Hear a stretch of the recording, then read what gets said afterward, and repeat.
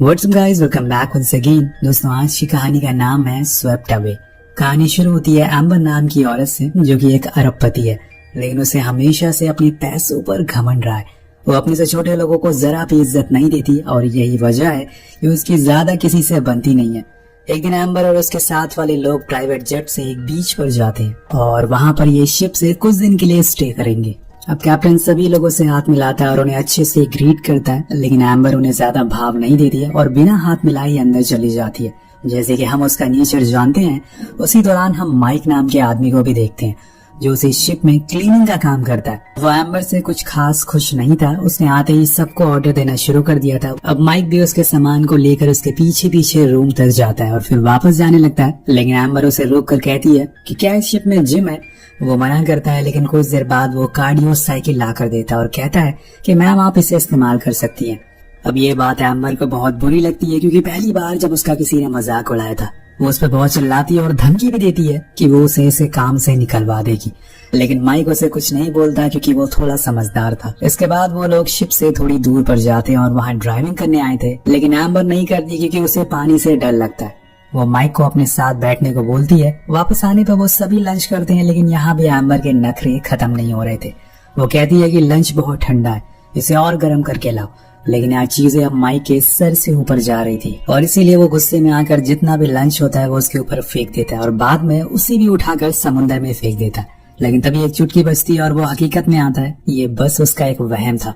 अगर उसने ऐसा कुछ किया तो पहले तो उसकी जॉब जाएगी और फिर हो सकता है कि एम्बर उसे बर्बाद भी कर दे। यही कारण है कि वो चुपचाप जाकर अपने दोस्तों को लंच गर्म करने को कहता है। अब ऐसे ही एम्बर के नखरे झेलते झेलते कई दिन हो जाते हैं। फिर एक दिन शिप में कुछ दिक्कत है तो वो माइक से कहती है कि उसे फिशिंग करने जानी है। वो उसे बताता है कि मैम ऐसा करना खतरे से खाली नहीं होगा, क्योंकि मौसम खराब होते हुए दिख रहा है और ऐसे में बाहर जाना सही नहीं है। लेकिन एम्बर एक नंबर की जिद्दी थी। वो नहीं मानती और कहती है कि मुझे एक छोटी सी बोट चाहिए जिस पर बैठकर हम यहाँ से दूर जाकर फिशिंग कर सके। तो माइक को एक बोट का इंतजाम करना पड़ता है, जिसे लेकर वो शिप से दूर जाने लगते हैं, जहाँ पर उन्हें कुछ मछलियाँ मिल सकती हैं। लेकिन इन्हें इस बात का जरा भी अंदाजा नहीं है कि आने वाले जितने भी दिन होंगे इनके लिए वो हमेशा के लिए यादगार हो जाएंगे। अब कुछ देर के बाद ये लोग फाइनली उस जगह पर पहुंचते हैं जहाँ से माइक को लगता है कि अब यहाँ पे फिश पकड़ी जा सकती है, लेकिन एम्बर उसे और आगे जाने को कहती है। वो फिर से बोट स्टार्ट करता है, लेकिन अब वो शुरू होने के नाम ही नहीं ले रही थी। कुछ देर कोशिश करने के बाद माइक को पता चलता है कि इसमें तो पेट्रोल ही खत्म हो चुका है। अब जब ये बात एम्बर को पता चलती है तो वो आग बबूला हो जाती है और माइक पर चिल्लाती है। अब इसमें तो माइक की ही गलती थी, क्योंकि यार फ्यूल तो चेक करके लाना चाहिए था। लेकिन वो कहता है कि इसमें मेरी कोई गलती नहीं है, इसमें तुम्हारी गलती है। मैंने तुमसे पहले ही कहा था कि मुझे कुछ सही नहीं लग रहा है, हमें वापस जाना चाहिए, लेकिन तुमने मेरी बात नहीं सुनी और अब भुगतो। अब यहाँ वो चुप रहने का नाम ही नहीं ले रही थी, इसलिए माइक खुद ही चुप हो जाता है और साइड में जाकर बैठ जाता है। कुछ देर बाद एम्बर का गुस्सा शांत होता है तो वो उसे बताता है कि हमारे पास अब कोई रास्ता नहीं है सिवाय किसी शिप के इंतजार करने के, अब जो कि इस बोट पर पैडल भी नहीं है जिससे कि हम थोड़ी दूर वापस जा सके।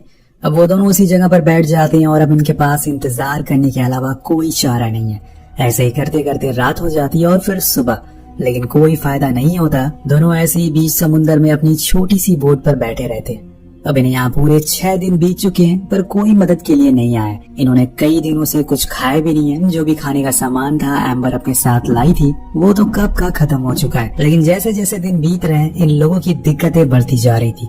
इसी वजह से एक दिन एम्बर गुस्से में उठती है और माइक पर ही चिल्लाने लगती है। तभी उसे एक बंदूक मिल जाती है, पर उसे लगता है कि ये किसी तरह की फ्लेयर है, इसलिए वो चलाने लगती है। लेकिन माइक उसे बताता है कि जो तुम ये समझ रही हो वो चीज नहीं है, लाओ मुझे वापस कर दो। और इसी हाथापाई में गोली चल जाती है जो सीधा बोट पर लगती है, जिससे अब धीरे धीरे इनकी बोट की हवा निकल रही है, जिसकी वजह से एक हिस्सा पानी में डूबने लगा है। वेल, अभी तक इनकी मुसीबतें कम थी, ये और आ गई थी। उसी रात तेज बारिश होती है और तूफान भी आता है। दोनों उस बोट को पकड़कर जैसे तैसे सरवाइव कर लेते हैं। जब सुबह होती है तो उनकी किस्मत चमक चुकी थी, क्योंकि सामने एक आइलैंड था। फाइनली दोनों बोट को हाथ पैर मारते हुए उस आइलैंड तक पहुंचते हैं, लेकिन वहाँ पहुंचते ही माइक कहता है कि अब एडवेंचर खत्म हुआ।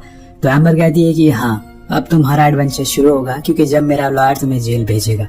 लेकिन अब माइक को पता था कि यहाँ से निकलना इतना आसान नहीं है। पहले तो इन्हें लगता है कि जरूर इस आइलैंड पर कोई होगा, लेकिन थोड़ा छानबीन करने के बाद इन्हें पता चलता है कि ये बुरी तरह से एक डिजर्ट आइलैंड पर फंस चुके हैं। एम्बर का ऐसा बर्ताव देखकर वो उसे वहीं छोड़कर अपने रास्ते निकल जाता है और कहता है, तुम्हें मेरे से ज्यादा दिक्कत है ना, तो आज से हम लोग अपने अपने रास्ते निकल जाते हैं। वही माइक अब उस आइलैंड पर कुछ हेल्पफुल चीजें ढूंढने लग जाता है जिससे कि उसका थोड़े दिन तो गुजारा हो जाए। शुरुआत में उसे कुछ नहीं मिलता, लेकिन कुछ ही देर बाद उसे एक झोपड़ी मिल जाती है और कुछ बॉटल्स भी, जो किसी इंसान की थी, शायद पहले यहाँ पर वो भी फंसा हो। अब यहाँ उसके रहने का इंतजाम तो हो गया था, इसके बाद उसे अपने खाने का जुगाड़ करना पड़ेगा। अब पास में ही समुंदर था तो उसे ज्यादा ढूंढने की जरूरत नहीं है, लेकिन उसे थोड़ी मेहनत तो करनी पड़ेगी। इसलिए वो सबसे पहले एक नुकीले हथियार बनाता है जिससे कि वो फिश को पकड़ सके, और फिर बड़ी चालाकी से एक फिश को पकड़ लेता है और आकर उसे घर के पास आग जलाता है और आराम से खाने लगता है। वहीं लूसी और एम्बर ने पूरे आइलैंड का चक्कर लगा लिया था, लेकिन उसे कहीं कुछ दिखाई नहीं दे रहा था। उसने अपनी पूरी जिंदगी एक एसी रूम में बिताई थी और एक चुटकी बजाने से उसे सब कुछ मिल गया था, लेकिन यहाँ पे उसे अपना गुजारा करने के लिए उसे अपने साहस और दिमाग की जरूरत पड़ने वाली है, जो कि उसके पास है ही नहीं। असल में दोस्तों, आपको इस कहानी में दो पहलू देखने को मिलेंगे। पहला ये कि कैसे ये गरीब आदमी अपनी जरूरतों को पूरा करने के लिए कोशिश करता है। अब इतनी देर चलने के बाद एम्बर थक कर वहीं बैठ जाती है। तभी उसकी नजर माइक पर पड़ती है, जो आराम से फिश खा रहा था। उसे देखकर एम्बर को जलन होने लगती है, लेकिन उसे भूख भी लगी थी, इसलिए अब उसे ईगो छोड़कर माइक से खाने की रिक्वेस्ट करनी होगी, क्योंकि अगर वो ईगो में रही तो भूखी मारी जाएगी। वो उसके पास जाती है और रिक्वेस्ट करती है कि एक मछली मुझे दे दो, लेकिन वो मना कर देता है क्योंकि उसमें जो उसके साथ शिप पर किया था वो अभी भूला नहीं है, और अब वो इतनी आसानी से उसे खाना तो नहीं देने वाला है। वो जाने लगता है, लेकिन गुस्से में एम्बर उस पर मिट्टी फेंक देती है और ये माइक से बर्दाश्त नहीं होता। वो सीधा एक उसे चाटा जड़ देता है और कहता है कि अगर तुम्हें खाना चाहिए तो मेरी कुछ शर्तें हैं जो तुम्हें माननी होंगी। पहली शर्त कि तुम दोबारा मेरी बेइज्जती नहीं करोगी। दूसरी, यहाँ बॉस मैं हूँ, अगर तुम्हें कुछ चाहिए तो तुम्हें उसे कमाना होगा। तीसरा ये कि अब से तुम मेरे सारे कपड़े धोगी और मुझे मास्टर कहकर पुकारोगी। मतलब दोस्तों, माइक उसे सही बदला ले रहा है। अब एम्बर मान जाती है क्योंकि उसके पास कोई ऑप्शन नहीं था, इसलिए अब उसके सारे काम करने लग जाती है, लेकिन गुस्से में। अब माइक मछलियां पकड़ कर लाता है और वो उसे बनाती है। इसके बाद वो उसके कपड़ों को भी धोती है और कुछ दिन ऐसे ही बीत जाते हैं। वो आग भी जलाना सीख गई थी, लेकिन माइक बहुत ही रूड बिहेव करता है उससे। एम्बर के लिए वो उसे ना तो घर में सोने देता है और ना ही सही से कुछ खाने को देता है। माइक कहता है कि अगर तुम्हें सोना है तो मेरे बेड पर सोना होगा। एम्बर भी कम नहीं थी, वो कहती है कि मैं किसी जानवर के साथ सो लूंगी, लेकिन तुम्हें किस कभी नहीं करूंगी। अब यहाँ सिचुएशन थोड़ी उल्टी होने लगती है। माइक का बिहेवियर ज्यादा रूडली होने लगा था, पर पूरे आइलैंड पर बस वही दोनों अकेले ही थे, इसलिए उन्हें मजबूरन एक दूसरे से बात करनी पड़ती है, जिसकी वजह से उनके बीच में एक अंडरस्टैंडिंग होने लगती है। एक दिन दोनों ऐसी ही मछलियां पकड़ रहे होते हैं। उसी दौरान माइक उसके करीब आ जाता है और कहता है, अब वो अपनी सारी हदों को पार कर देता है और उससे बदतमीजी करने लगता है, लेकिन फिर रुक जाता है क्योंकि माइक को यहाँ पर एम्बर से सच्चा प्यार हो गया था। वो बस दिखाना चाहता था कि ईगो हर किसी में होता है, लेकिन अपना ईगो, अपने घमंड को अपने नीचे वाले लोगों पर नहीं निकालना चाहिए। और फिर वहाँ से चला जाता है, जिसके बाद एम्बर को समझ आता है कि वो वैसा नहीं है जैसा कि वो उसे समझती है, इसलिए वो उसके पास जाकर उसे माफी मांगती है। वो भी उसे पसंद करने लगी थी। उस दिन के बाद से वो दोनों काफी अच्छे दोस्त बन जाते हैं और सारे कामों को आधा आधा करके बांट भी लेते हैं। लेकिन यहाँ एम्बर को कहीं न कहीं ये समझ आ गया था कि बस पैसा ही सब कुछ नहीं होता, और उन पैसों ने ही उसे घमंडी बना दिया था। अब दोनों हर रोज अपने दिनों को अच्छे से जीना शुरू कर देते हैं। दोनों एक दूसरे के काफी करीब भी आ चुके थे। कहीं न कहीं एम्बर को माइक पसंद आने लगा था। वो उसे कहता है कि तुमने उस दिन मेरी कितनी बेइज्जती करी थी। एम्बर बताती है कि हर चीज के पीछे एक वजह थी।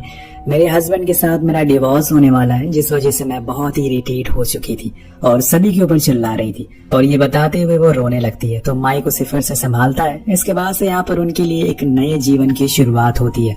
लेकिन एक दिन जब एम्बर लकड़ियां ढूंढ रही थी, तभी उसे एक क्रूज दिखाई देता है, एक शिप दिखाई देता है जो किनारे पर ही खड़ी थी। वो पहले तो आवाज लगाने की सोचती है, लेकिन बाद में रुक जाती है। उसे शायद अब वो दुनिया पसंद नहीं है जहाँ सिर्फ पैसों का मोल है, इसलिए उसने यही रहने का फैसला कर लिया है। लेकिन तभी वहाँ माइक आता है और उस क्रूज वाले को बुलाने लगता है, पर एम्बर उसे ऐसा करने से रोकती है और कहती है कि माइक प्लीज चुप रहो।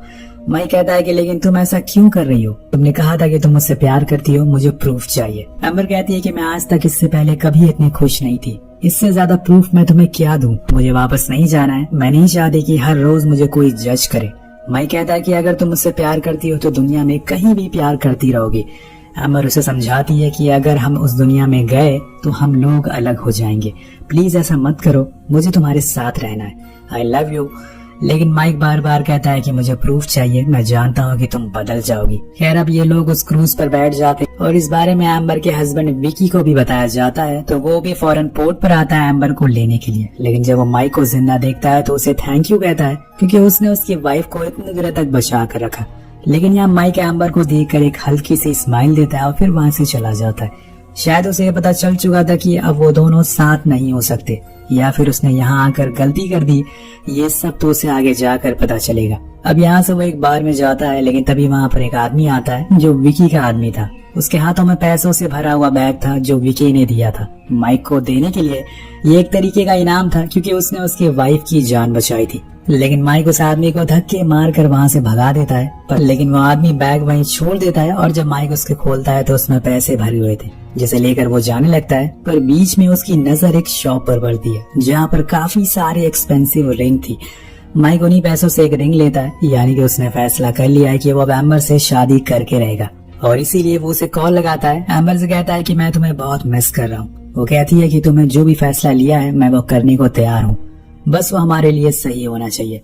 अगर तुम चाहते हो कि हम दोनों साथ रहें तो एक लेटर लिखो, मेरे होटल के रिसेप्शन पर छोड़ दो एम्बर के नाम से। तो वो मान जाता है और फिर वो उस लेटर में लिखता है कि मैं तुम्हारा कोस्ट गार्ड पर वेट करूंगा, जैसे ही तुम्हें ये लेटर मिले अपना सामान लेकर यहाँ आ जाना। जिसके बाद हम लोग ये सब छोड़कर लंदन चले जाएंगे और अपनी नई जिंदगी की शुरुआत करेंगे। अब वो उस लेटर को रिसेप्शन पर छोड़ देता है, लेकिन उसकी किस्मत शुरू से ही खराब थी, क्योंकि सुबह एम्बर से पहले वहाँ विकी आ जाता है और वो रिसेप्शन पर पड़े हुए लेटर को देख लेता है और सब कुछ समझ जाता है कि आखिर इतने दिनों तक वहाँ पर चला क्या था। इसलिए वो उसी समय एम्बर से कहता है कि चलो हमें न्यूयॉर्क के लिए निकलना है। उसे तो पता था कि माइक ने उस लेटर को लिखा होगा, लेकिन अभी तक वो आया क्यों नहीं, इसी सोच में वो डूबी रहती है। फिर कुछ ही देर बाद वो चॉपर में बैठ जाते हैं और तभी भागते हुए एक लड़का आता है। उसके हाथ में एक लेटर था जो एम्बर के लिए था। वो जब उसे खोलती है तो वह असल में माइक का लेटर था, जिसमें लिखा था कि मैं तुमसे कोई प्यार नहीं करती, वो जो कुछ उस आइलैंड पर हुआ था वो बस एक टाइम पास था। लेकिन रुकिए दोस्तों, जरा ये लेटर असल में माइक ने नहीं बल्कि विकी ने लिखा है, और उसने उस लड़की